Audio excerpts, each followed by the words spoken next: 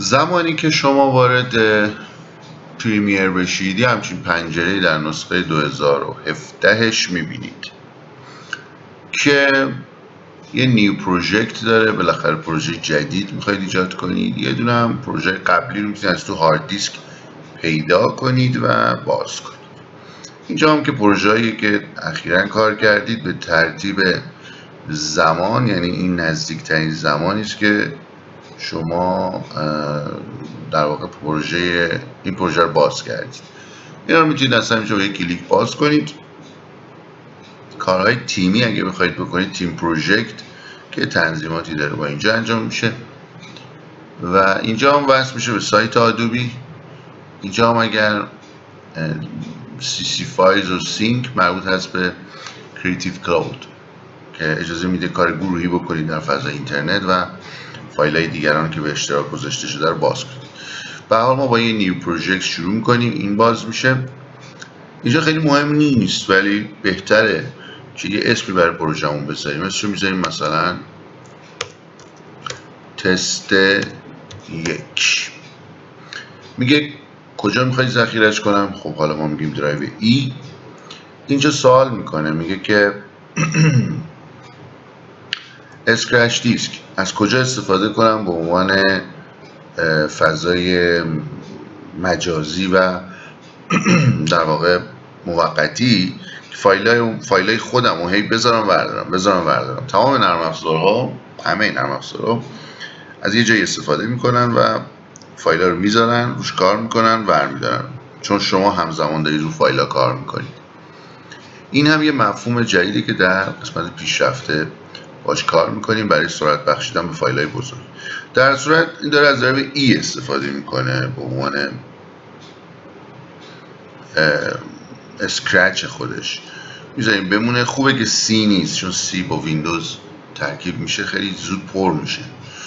اوکی میکنیم و نرم افزار طبیعتاً چیده میشه. من چون همزمان دارم فیلم میگیرم یکم کند میشه مانیتورم. خب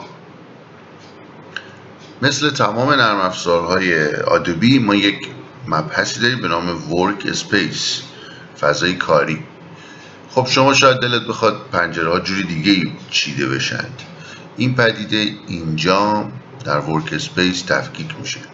مثلا کسی که کار صوتی خیلی زیادی داره ترجیح میده ابزارهای صوتی در واقع مثل این اودیو میکسر و اینا در جلوی روش باشن. یا کسی که کار افکت بیشتر انجام میده میذاره روی افکت. حالا اومدیم و استثنا شما خواستیم مثلا این پنجره لایبرری اینجا باشه، میگیری میکشی میذاری اینجا، چون اینجا رنگش عوض شد یعنی به اینجا میچسبه. تا رها کنی این لایبرری اینجا اضافه میشه. یا مثلا این افکت رو دلت میخواد بذاری اینجا یا بذاریش اینجا، و یا مثلا دلت میخواد این فاصله انقدر باشه. اینا چیدمان های شخصی است و اگر پشیمون شدی الان رو افکتیم ریست میکنیم، یا هم که همین چیدمان رو برای خودمون سیو میکنیم دیگه، مال ماست، ما اینجوری دوست داریم، حالا ریست میکنیم. دسترسی سریعتری همین بالا گذاشته شده که شما بتونید سریع پنجره ها رو شکل چیدمانشون رو عوض کنید. خب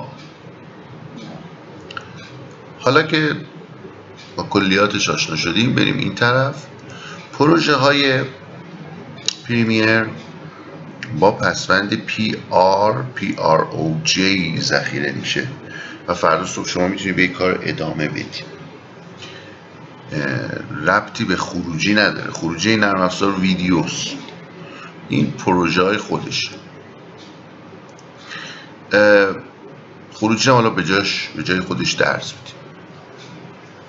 نکته که اینجا تو این مرحله به نظرم میاد جالبه اونم اینه که ما در Edit Preferences امکانات زیادی برای مدیریت محیط کارمون داریم، از جمله اپریانس. بالاخره شما میتونی اجازه داری که نرم افزار روشن و تیره کنی، در اختیارته. یا در مورد پنجره های دیگه مثلا هایلایت هاشون چقدر باشه.